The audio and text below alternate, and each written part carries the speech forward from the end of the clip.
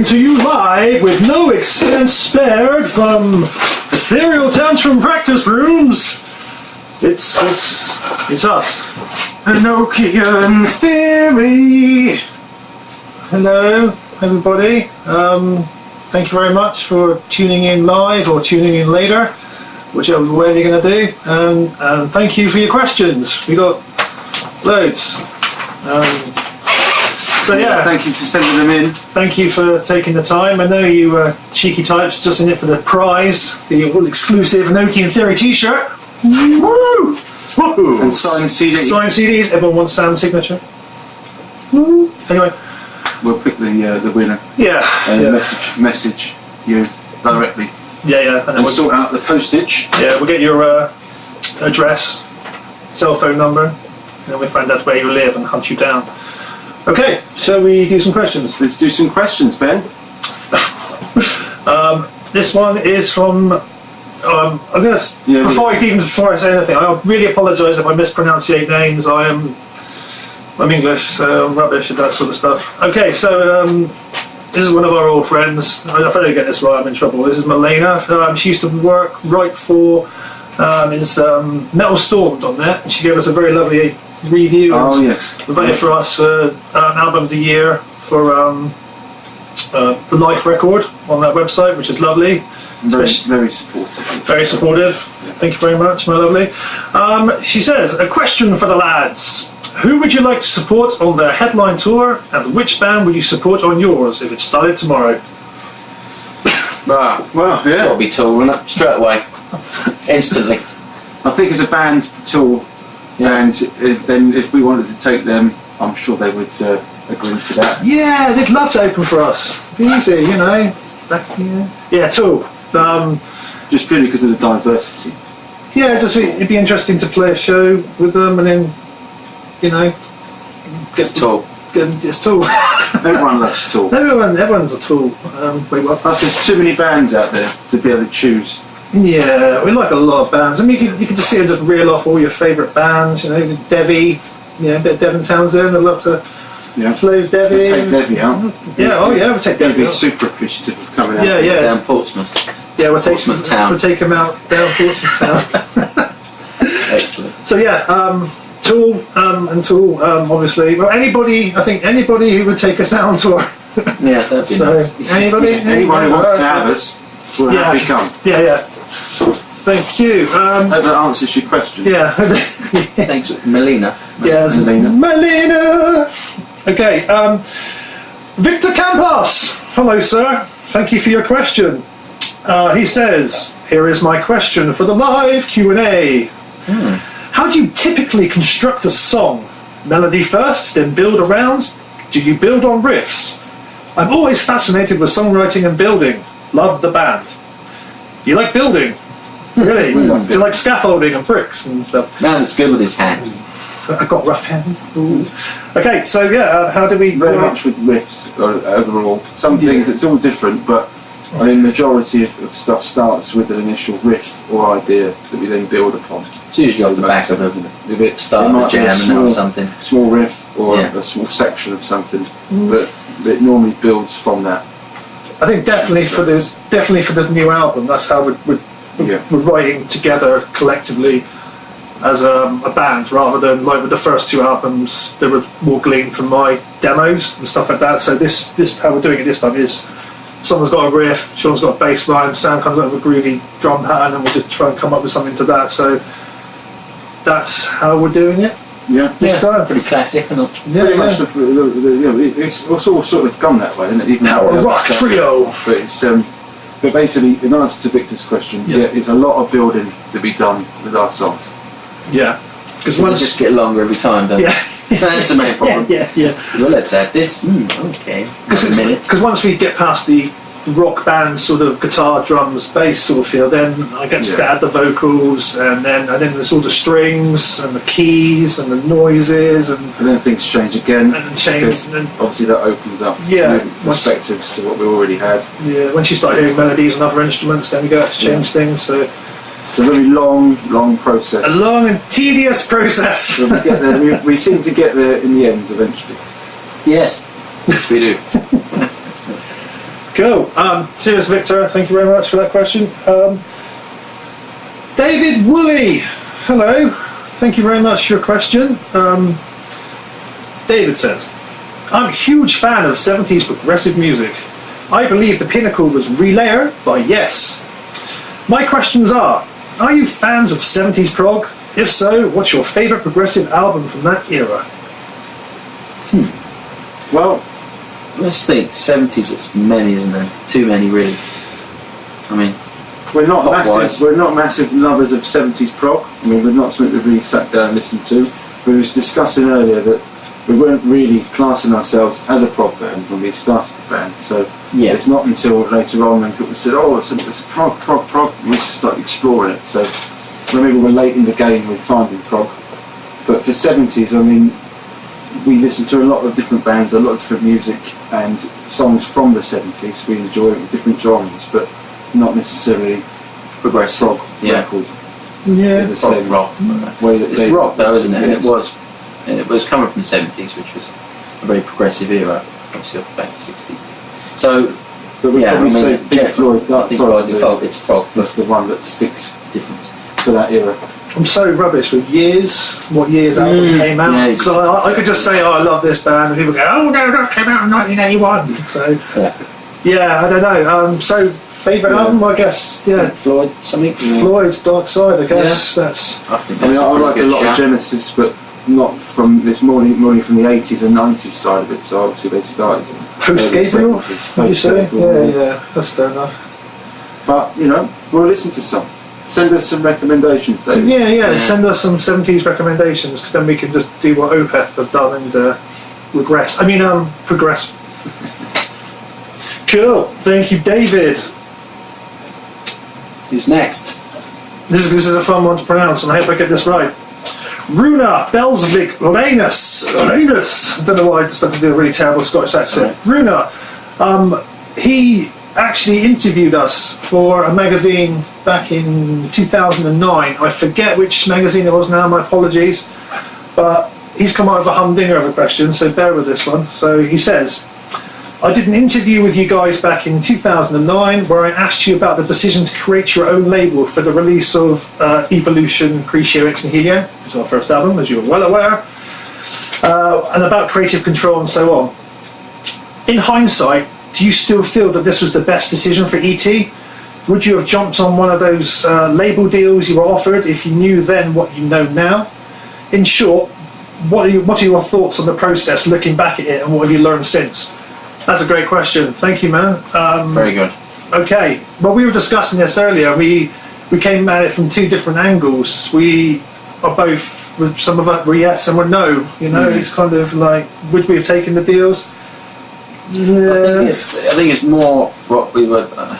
I like when you say, "Would you have any regrets? Would you redo anything?" And I think in that sense, you can't. What we did, I think was what we needed to do and what was meant to happen.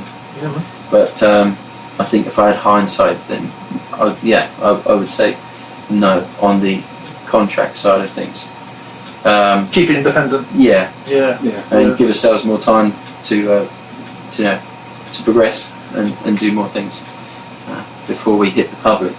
And by doing it the way we did, we learnt an awful lot about how the music industry operated. And when we come to do more albums after that point, when we've done the second album, we knew what to expect of us and what to expect when we put our record out there. So we wouldn't change anything. There's no good looking back. But at the time when we done that record, it was a situation where not a lot of people had a lot of money to put into bands, so the deals that we were offered weren't necessarily the ones that we felt that we couldn't do ourselves, which is why we chose to stick with that route and pursue it as long as we did. And we did an awful lot, we achieved an awful lot on our own. Yes. Doing that. We're doing the promotions and things. Yeah, no, we wouldn't. I don't think we'd change anything. In hindsight, there's nothing that we'd regret. Can't regret decisions you made, and it's all the experiences. Moving forward, isn't it? And what comes next? As long as you've learned something from it, or whatever experience it is, it's a good thing to take from. Yeah. And then we were able to, because we wanted to get it out there, didn't we? And it's like when you talk about promotions, it's only labels that can really approach them properly and actually get it into magazines and things. So it was a double-edged sword, really. Forced us into starting our own company. Yeah. Which, you know, has put us in the best position, really, overall, this down the line where we are now. We had all that infrastructure in place that we had early on. Yeah. You know. I mean, we've got our own studios now. We've got our own practice spaces properly. We've got everything we need to do the album ourselves and keep. Well, I'm talking about the new album, maybe. You know, but we'll worry about that later. We'll talk about the new album later. Okay, thank you, Runa, Belgsvik, Venus, Hales. I'm sure we'll see you again someday at another show. You can interview us again and ask us a new question. Yeah, you can ask us the same question. We'll probably be like, oh God, please someone sign us. We need your monies. Give me your monies. Casey Miller. Hello, sir. Casey, long time Enochian Theory botherer. Hello, sir. Thank you very much for your question. He says, one song that's always stood out to me is Apathia from Evolution, the first album. What went into making a song so drastically different in so many ways from the other Enochian Theory songs? Who pitched the idea? I'm going to jump in with this one. I'm an angry kid. We like metal. We like metal. Intonation, we like it. Before we get into the deep meaningfuls, we covered this. Basically, we like metal. We like doing the metal. We like the jingly jangly stuff. We like the light sing-song la-da stuff. I just like nasty chords, and there's some really horrific flat fifths in there and stuff like that. But I think the true part of it was also how a lot of things are conveyed on the Evolution record is that we were in quite a dark place. We've had loads of, excuse my language, bollocks. Censors. Beep. I'll bleep that out. We had a lot of bad nonsense going on, and the band almost caved in. You know what I mean? But we managed to get this new record written as a 3-piece, and there's a lot of hope in the record. There's a lot of negativity expelled in the record. So I think that's where some of the more heavier parts come from. That's definitely Apathia. It's fun, isn't it? And it's fun. Come on, it's great fun. Everyone's got to have a song, especially the end riff. You know, that's just great fun. So yeah, thank you, Casey. That's where Apathia came from. It came from angry metal, really angry kids. But you wait to see what we got in store for you for the third album. It's pop music. Oh, Nick Webb. Hello, Nick. You wonderful saxophone playing guy. Nick's a friend of mine from Brighton. We've done some stuff together. He's definitely going to be playing some sax on the new album. We'll work that out.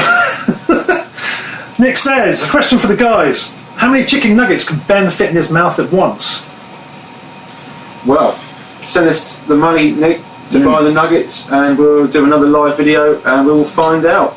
Yeah. PayPal me the money, and we'll do a video and see how many chicken nuggets I can fit in my mouth. Thank you, Nick Webb. Maybe people can have some bets on it. Yeah. And then they can win something else. We can do you can do a sweepstake, and the person who gets closest to the amount I can fit in my mouth before I vomit. They can win the nuggets after they've been taken out. I think the sauce is going to be... Oh my God, Ben from Enochian Theory at these! Yeah, well. Okay, thanks, thank you, Nick. Cheers, Nick.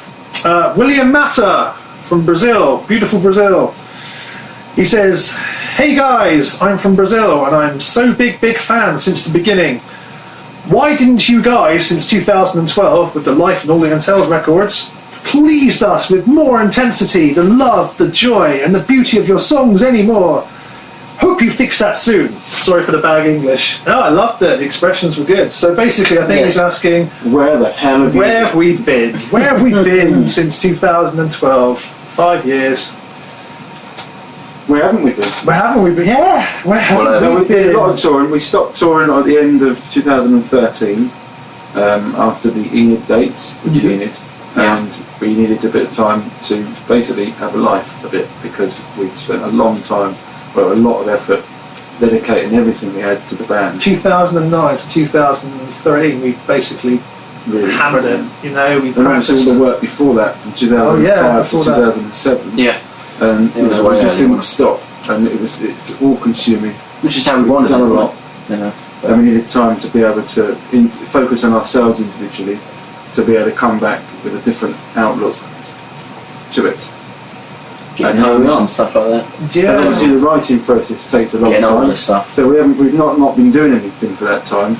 We had a bit of a break for about a year or so, but then we started doing more bits and pieces, and obviously that takes a long time to put things together and to get together. Because that's another problem. Obviously, you know, we've all got 3 lives that's got to come together for a day to be able to do a session like we have today here, which you can probably see there's some equipment behind this that we've been doing a session. So yeah, it takes a long time, and that's where we've been. We've been doing a bit of us and working at the band behind the scenes. So fear not, we've not disappeared. We're doing a bit of us, and now we're doing a bit of you. Just But coming Just for more you. of for you, and William. us. Now we're going to do More more of you. All of you. Yeah. All the time. So thank you, William. Thank you for your question. So that's where we've been. We haven't been anywhere. We've done. Soon we're going to be everywhere. So Oh yeah. you're going to want us. You're going to wish we didn't come back. Yeah, at some that's it. point. You're going to be sick like, of hearing oh about god, it. sick of these guys. So make the most of the quiet period. Thank you, William. I'm going to have a sip of water so you can Yeah, let's process have a how awesome this is. Our drinks are no way connected to anything that we. would endorse. I endorse water because water is good. Shall we move onwards? Oh yeah. Let's do it. Only way to go. Raymond Clemens. Hello, Raymond. Hi. Thank you for your question. It's a long one, so bear with me. But We like long I like ones. reading. Yeah, I like reading out the whole question rather than just summarising it. So he says, "Hi guys, here a question for you to answer. How is it possible that such sweet, nice, and musically gifted guys like yourself make this beautiful music? I saw you at the Barrow as opening band for Threshold. All I can remember is that you made beautiful music and yet you remained so calm when there were technical issues. You even apologised for the fact that your sound was not up to standard. If that was not up to standard, I'm curious how your music is when it's up to standard. But seriously, my question for you guys is, has been and remains what has been and remains a band of influence to you all? So we've sort of covered that really, and we sort of Tool. Yeah. Tool as a group. Tool as a loads thing. of different music. We Loads. draw from everything, don't we? As influence. We like All the pop questions music, really, isn't it? you know, like pop music, Yeah. dance music, we like classical music. This is And it. But if you was to say, as a band, collectively, we could probably say Tool, not just musically, but artistically, the way that they use, you know, their visuals and their art side of things. That's sort of been inspiring to us, isn't it? Definitely. To incorporate the art within the music Whole thing, yeah. as a package, yeah, and they deliver the package, you know, the total the package. total package. And we like that. Excellent. You know, we didn't want to be a Protection. band that done singles or stuff like that. We like artwork, we like product, we like to hold. Yeah, something tactilised. It's always nice. I mean, in the modern age of MP3s and disposable media, it's so easy to skip past things and just not give them a chance. You know, I'm prone to that myself. But I think being able to have a CD with the artwork and the lyrics and that stuff, I don't know. I still really love that. Yeah. Don't get me wrong. You know, I'm not going to walk around with a CD player and the artwork and all this other stuff. Yeah, I will MP3 the hell out of that. But you still appreciate Yeah. what that MP3's come from But yeah, in the first place. yeah. So And Tool do like that, and that they've stuck to that over the years, and that's how they run. artwork gets better and better. Was it 10,000 Days with the Glasses? Yeah, I mean, Oh. exactly that. When you've got time to write that album and still make an awesome case for it. Yeah. I spent ages just staring through those glasses, looking at all the different Yeah. pictures. It's amazing. Cool. Thank you, Raymond. Cheers for your question. And technical issues. Oh. I will touch on Technical issues. Technical issues follow us everywhere. Yep.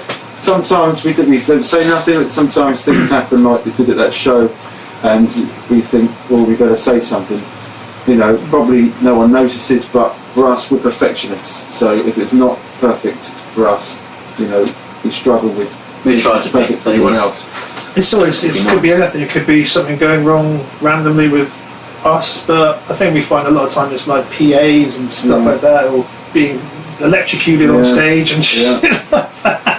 It's just, The joy of touring, we honestly. accept that now. But it's part of it. If we get a show where I there's technical accept issues, you. there must be a problem. Can someone unplug that, please? Yeah. Why is that live cable flicking around like this, sparking everywhere? Yeah, it's not. Welcome to mainland Europe. Always wear it's gloves. fine. Yeah, wear gloves and wear Protect yourself. earth shoes.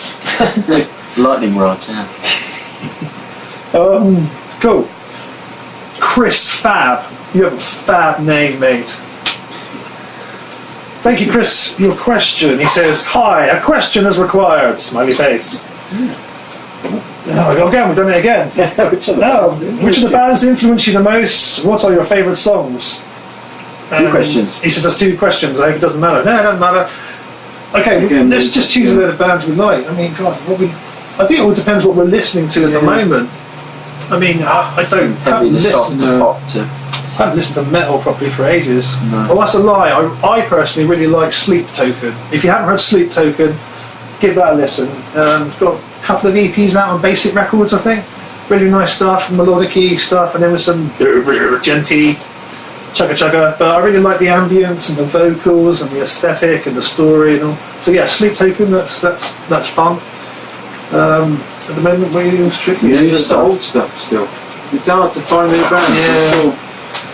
Don't know. It's difficult. Now we're just too old now. We just want to listen to what we used to. Yeah, I still listen to Terrier by Devon Townsend. Yeah, still sounds good to me. You know, I'm just like, You know, all the stuff that's 2005, before 2005. You know, we like 2005 after. Deftones, Deftones. Rage Against the Machine, all sorts of All them mixture, bands, huge yeah. mixture of ridiculous. As we were saying, we didn't set out to be a prog band, so you know, growing up we listened to a lot of like, you know, new metal stuff like that, Yeah, and just bits, and then obviously that progressed into, you know, different bands, different music that come from pop and things, and just everything. We've never really been closed off. Just always been genre. interested in music. I think it's the Just best music. answer in it, because from any age, there's something you like, but you like it more than the that's other it, yeah. person. As you go over the course of your life, really early on, Yeah. you experience all sorts of different music. We've never been ones to go, oh, we're part of that group, so we listen to that only.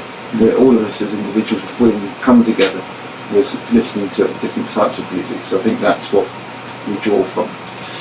It comes from everywhere, doesn't it? Yeah. Literally any form of music. I mean, I know it sounds retarded, but Games.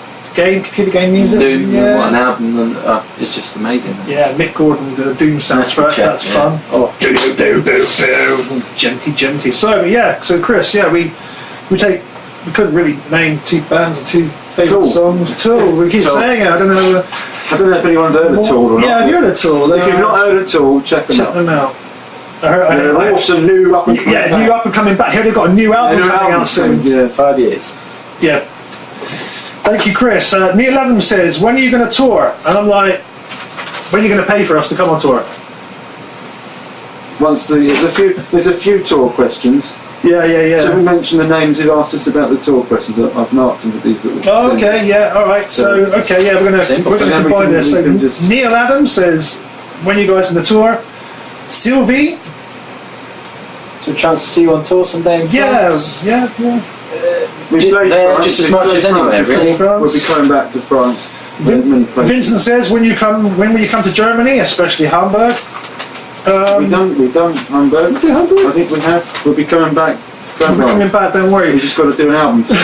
Get that ready. We just got to Get that out there a bit, and then we'll be thinking about shows. do the album. We'll need your help to promote it, Yeah. get it as wide, share it, every medium we can when we get it out there. The way it works is the more people that buy the record means that we can show promoters that we can sell tickets, which means we get shows. So it's all part of the puzzle. It really is. We know it's tricky. Formal It's stuff. a tricky industry, but But we will be touring, we'll be doing. just not yet. Just yeah. Hold that Creative first, formal afterwards. thought. Yes, indeed. Yeah. Electrocution and blowing up. Paperwork. Second. Is that what three? Photograph. There was three That was, yeah, That's all. Sylvie. So thank you, Vincent, Sylvie, and Neil. Thank you for your questions about touring. Yeah, See you on at a show. we'll see you at a show. We promise we will be on As tour soon as possible. as soon as bloody. I miss playing live. I think we all miss that now. I think we've all got to a stage where we miss playing live. but Come back with the right bigger. Come back choirs. better. for us to do a show now randomly for anyone would be silly because we're in the mindset of writing and we need to just focus on that as a group. Yeah. So please be patient with us. To speak on and touch on that, actually, it's interesting to think about the processes when you are writing. Trying to remember the old songs and things like that. You just go, there's just no point. So focus on doing the new record, and then you go into tour mode and get the songs practiced. But cool. Thank you guys for your questions. Simon Skyline Price says, "What was it like touring with Tesseract, and who would you like to tour with in the future?" Tour. The Tesseract guys were awesome. We had a good time with the Tesseract guys. Tesseract, yeah. They looked out for us. Professional. Yeah. Really great guys. Nice players with slightly different audience with slightly younger faces. Some of them more than what we were used to with some of the other shows we were doing that year. That's true. So it was good. And we seemed to go down well with people who had never heard of us, being their fans. We'll do it again. Please take us out. Yeah, James, I love you, you big cuddly man. Great band, great guys. Yeah. They get doing really good things. Good luck to them. So, nice guys. Thank you, Simon Skyline Price. Gareth Pipe Edwards. He says, "When writing a song, have you ever been tempted to draw from a story on the evening news? For example, famine in the third world, the murder of a celebrity, possibly like Candle in the Wind by Elton John." Well, I think it happens like that sort of. It affects you anyway. Subconsciously, you draw from life without writing musically and lyrically. I mean, it's just life in general, isn't it, for us? Yeah, I mean, we absorb everything like that happens in life. So I'd imagine yes, but not consciously. Yeah, I think. Sort of. I mean, if you think about, not like pick that and say right. I'm gonna write a song about that. But we absorb what's happened as an event, and it gets buried in there. Yeah, and it comes out in some sort of form. I think it does need to happen with certain genres. I mean, that the music fits the current sort of social emotions.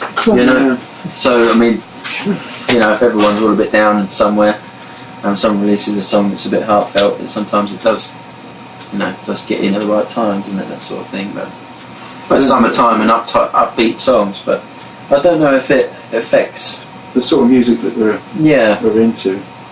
Doesn't really warrant for that.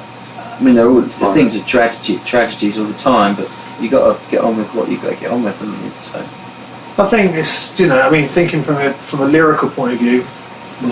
From my point of view as a lyricist, I kind of think like This Aching Isolation. It's kind of an obvious dig at organised religion, in a way. So that's kind of taking influence, many things. That topic covers a lot of things. But in summation, I wouldn't. Don't know. It happens. We take a lot in, it comes out somewhere or another, and then whether I bother to write a lyric specifically about something, I don't know. So not being tempted, but we possibly do it anyway without realising. Yeah. Thank you, Gareth Pipe Edwards. Be good for a charity or something like that, wouldn't it? Be a good idea to approach. If you're doing a charity song. A Christmas hit. Christmas song. That's what we're going to do, Gareth. We love Christmas. We're going to get a Christmas #1 this year. Yeah, Christmas #1, yeah. We can vote in all countries, worldwide. Platinum. Darius Belinsky. Hello, Darius. Thank you for your question. He says, "Hey guys from ET. I like your special kind of sound, especially your guitar sound." Really? Special. I would like to know what guitar amp combinations you use. Yeah, special. Which effects pedals you use for your guitars, and where you got your inspirations for your songs and CD covers. I'll skip over this quickly. Guitars. I use Schecter. I use Fender. I use Ibanez. Whatever. I use different acoustics. As for amp combinations, the first album, Evolution, was done on a Fender Twin with a hot rod running through it, and also then run through, what was the other amp? another album mentioned we had two albums going on. Oh yeah, my Iconist. Yeah, my Iconist Tone Blaster. So the first album was like we had two different amp tones.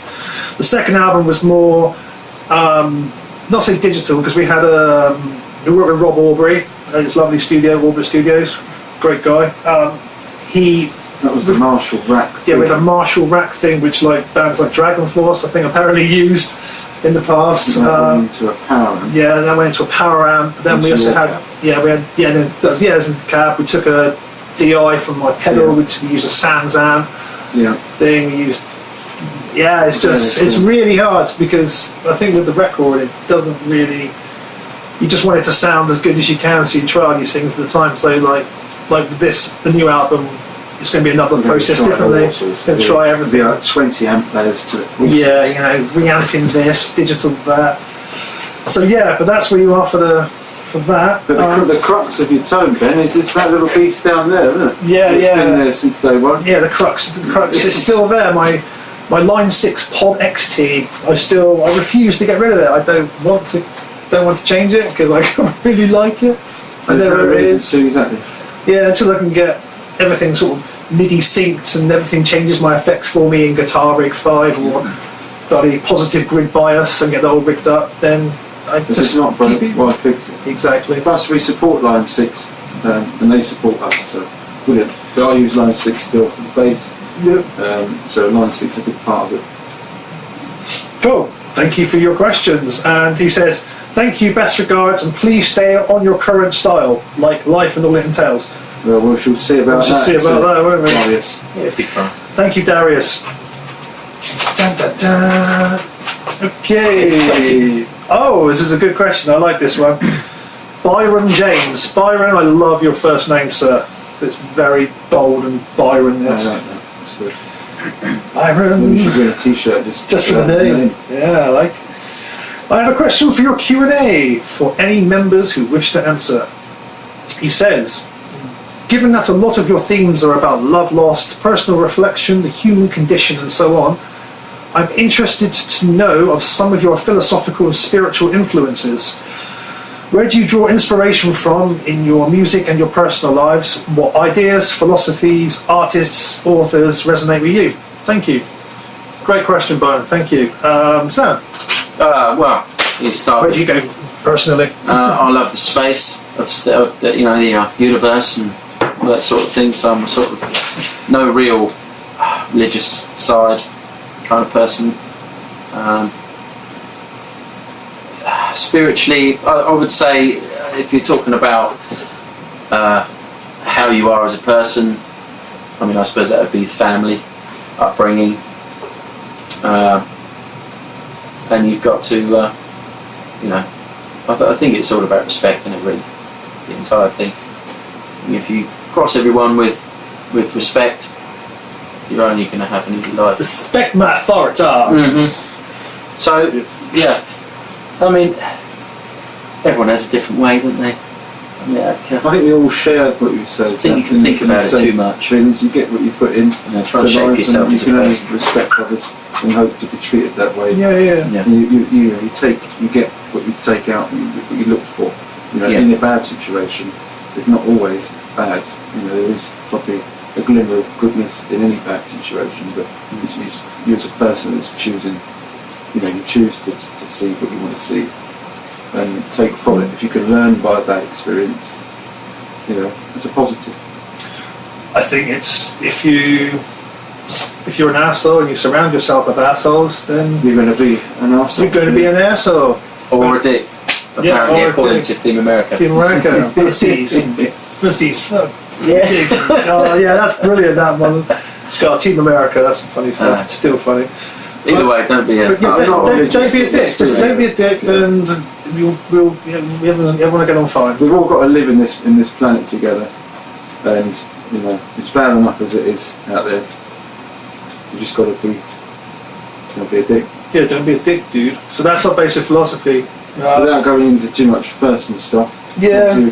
We're all spiritual people, but not really religious people. But definitely a connection with sort of nature.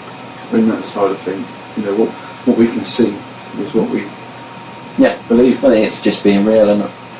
be real. You know. I love the crushing futility of existence, and the fact that people go, "Oh, star's pretty," and they go, "It's already dead." Yeah. No, That happened millions of years ago. But artists and authors, yeah, well, you know, we appreciate art and author. I mean, I like a good book. I like a good book. Yeah. What are you reading at the moment, then? What am I reading at the moment? I've forgotten the name of the writer because I've only just started. But the book is called I, Lucifer. It's about, well, Lucifer and really? trying to get, funnily enough, trying to get back into heaven and this, that, and the other. He's quite a cheeky chappy. But yeah, I've only just started that. I think there's so many good books out there. One of my favourite ones is House of Leaves. You know, wrote a track about that on the live record. One of the interludes is about House of Leaves. That's a really good book.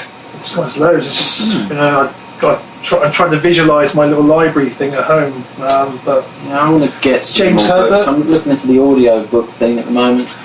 No, see, it's like the same with Kindles. Kindles and audiobooks. It's holding smell. So you like we were saying about the CD, you like the product. You appreciate the art. To fit it in with the book you want it. I think I feel so. how my attention clips the things. You know? Yeah, no, that's fair enough. That's the only way. You're a man of that technology there. Yeah, I think for me, I spend so much time in this virtual computer world with my mouse and my keyboard.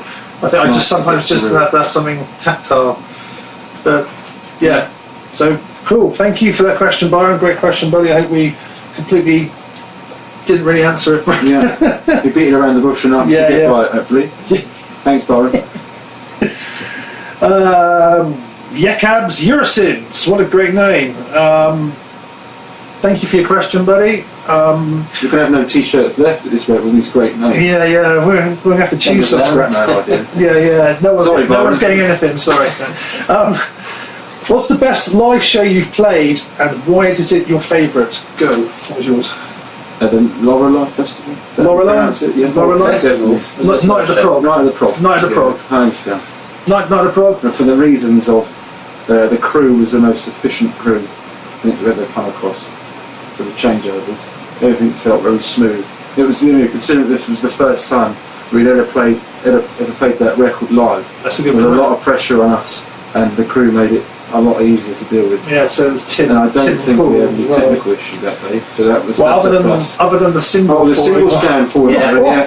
Yeah. Which our keyboard player. Yes. So even yes, then, that's not technical. That's a physical. That's the physical. That's all Yeah. it is. Sam's massive drum kit couldn't fit on the drum riser. It gave me like a Yeah. Plays with such force that the cymbal came flying off. riser was too And that small. almost severed Yeah. our Oh, mixing wow. equipment on stage in half. Yeah. Which would have been a Which technical. would have been a technical problem. I think things well. would have blown up. But the crowd were Yeah. amazing. The setting, Yeah. the amphitheatre was awesome. So for me, it's always going to stick in my head. Yeah. And there's lots of others. We've done a lot of good Yeah, shows. I was going to say, I think one of the ones that was probably the most amazing for us, I think, was when we went to Amsterdam for the first time, or Yes, the Daughter is it right? Oh, the no, the Border Prog Power, was it? Oh, yeah. Barlow. Yeah, Barlow. Yeah. The Prog When we Power. got to stay in their little castle thing. The chateau thingy. Oh, yeah. that's proper That was visit. brilliant. Yeah. But we didn't sleep The little for nightclub underneath. 32 hours, That's I think great. it was. 32 hours we was awake for when we set off from England. Yeah. We drove there in the van, and we was up that night. It took all the it was like nearly 2 days or so. Our first real outing, wasn't it? Stupid amount of time. Broad. We made it. We got it back in one piece, and that was also a really That was a great really good show. show. Yeah. Yeah. Hopefully, Renee, get us back. Yeah, Renee at Prog Come on. Power. When we get the new record, You promised. you're out. You promised. You said we'd new have us record back. coming back, so we're going to hold you to that. So yeah, there you go. That's I would probably say. Yeah, Lorelei's my favourite. So he also asked, what albums of 2017 have caught your interest? You listen to anything new? This is going back to earlier. Really, it's difficult. I've not really heard much new stuff that I've really picked up on. This all old stuff I'm listening to. Yeah, Sleep Token for me. That's about it really. I'm trying to think. Yeah. I'm still listening. Still catching up with like Especially those albums stuff. as well. They're so difficult to find like an album that's. That's what I was saying. Everyone album. does seems to do singles. Yeah. It's difficult to find a record. You get lots of We're bands. old now. We don't keep our ear to the ground now. Maybe we should send us some messages about bands. Yeah, to check out give us that are brand bands to new. recommend. If you're in a band, then send us a a link and we'll check it out. Yeah, if you're the band, yeah, exactly. Because we need to listen to some new stuff and so we can steal all your riffs. Yeah. Thank you, Mr. Ursins. I hope I pronounced that right. So on to another question. This is my friend Harold. Hello, Harold. Hello, Harold. Harold's in Holland. Harold's done Harold's in Holland. He's in Holland. I hope so. He could be anywhere, but he's a very businessman. Harold's been very kind to me personally. He's been quite supportive of my solo stuff. He does some artwork for my solo stuff, so thank you for that. But Harold says, during the creative process of making a new album, do you ever compromise towards possible commercial success, or is revenue never an issue? I want to pitch in with this one. I wanted to make Life and All It Entails a little bit popular, and though it is, it's still not a fucking from being in there. So yeah, no. So Ben does, but me and Sam hold him back with chains. Oh no, but yeah. By the time we finish with it, it's no longer a pop record. Yeah. No, we don't. At the end of the day, we set off. We invested our own money. As we come into Harold's second question, we invested a lot of money in ourselves. We knew it's not the business to be making money, and we do it because we like doing it. Especially by now, over 10 years on. We don't even know how many years we've been. 2004, I think it was. Yeah. September 2004. Cool. So 2 years. 2 years. We'll be going 15 years. 15 years. If we thought we were going to make money and doing it for a financial reward at this point. So we clearly love it. We love abusing ourselves for the right reasons. we love sleeping in. So no is the answer to that. No, it's just very firm no. Do it for the. If we did that, do it for the love of it. Yeah, if we didn't do what we felt come out of us and worried about what we were making, it wouldn't be right. How it was perceived, So it would be a different band, and we'll be wearing tight jeans and having emo fringe. Yeah. Mm-hmm. And playing lots of chugga beat meal. First in summation, we do it for ourselves. We have to, because we know that there's smart people out there who will see through the bullshit and know that we're trying to be something we're not. So we've done create our own sound, create our own thing, and that's what we continue to do. So, and we're also comfortable with people not liking it. Yeah, we know that everyone's going to like that. And if we like it, it's quite interesting. We can hold our hands up and say that we like it, and that's good enough for us. If anyone else likes it, that's what we've always said. It's a bonus if anyone else likes it. If anybody comes along for the ride, we've been very fortunate over the years to have other people like what we can do. That's another thing. Because at times we think, Christ, we are nuts. Why do you like this? Are you listening to this music? Are you mad? So there you go, Harold. So thank you very much for your question, mate. I hope you're doing better. Did Harold have another part of this question? I think you might have touched on the business thing. Harold also adds, he said, being a man of business, I have great admiration for what you guys are doing, but I'm also wondering how you manage to keep things going. The burn rate must be huge, especially when touring. Yes, it is, and yes, I said we invested in ourselves, and we're very careful with the decisions we make now. Definitely now. And we've learned. And we were also careful when we were starting off. We researched it and we looked up at how not to do things to save ourselves money, and we were always trying to save money because it was always our money that we were putting into it. Saving their money. It's always ended up as a save their money. Zero loss, zero profit thing. But the band has funded itself, which is good. Which with a band like this in today's climate, that's a good thing. We've not lost money. Yeah, we still haven't lost money. We're not rich. We're not making money from it properly, but we've not lost money. Very careful not to be in the red, as they say. And we've invested that money in the. We're not physically free. We're not cut budgets to do things. We've spent the money on the products. Going back to that. Yeah, it's not as if we took the advance or any money and then blew it on hookers, cocaine, and. So maybe we should have done. Yeah, maybe we should have been a bit more rock and roll, but we decided to put it into the record. Yeah, which is where it should be. Cool. Okay, so Ben Wanless. Hello, Ben. Ben, we know Ben from Wakefield, from the Snooty Fox. Ben, yeah. Hello, Ben. So basically Ben does some of the camera work at a venue called the Snooty Fox, which is in Wakefield in England. We played there a few times. The guy who runs it is a guy called Malk. Malcolm is a lovely guy. I hope Malk's doing all right. We haven't seen him for a while, but we played the Snooty Fox a few times. Great little venue. Ben says, how did you guys come to be the amazing band that you are today? Oh, you. Well, that's subjective, isn't it? 14 years or maybe 13 years so far. I still hate us. I think we're shit. Yeah. Why are you here? We'll let you be the judge of that. Yeah, we'll let everyone else be the judge of that. We'll keep doing the music for our own musical enjoyment, and then we'll let you decide whether we're amazing or not. But thank you for the kind comment. Ben says he's from Castleford. I know where Castleford is. Where are we from, and what's the best thing you have there? We've got a lot of naval history in Portsmouth. Portsmouth. Ben's obviously not from Portsmouth. Officially. Officially. Naval, yeah. But yeah, the HMS Victory and the Mary Rose are probably the things to see if you come to Portsmouth. Right? Yeah, if you come to Portsmouth, come and check out the casual racism, alcoholism, the burnout cars. No, I love Portsmouth. But yeah, I mean, I grew up in Cornwall, so the best thing I love about Cornwall is probably the beaches and the countryside and the fact that you can walk for miles and not see another motherfucker. And still get a pasty. And still get a pasty. Yeah. Before. Then you have to deal with someone, so the nihilistic misanthropy aspect have to go out the window to get your pasty. But Scones. and some scones. Here we go then. Scones. Scones. Okay. Clotted cream first or jam first? Jam. I'll go cream first. Ooh, controversial. I like it. See, this is why we're fresh and hip and new.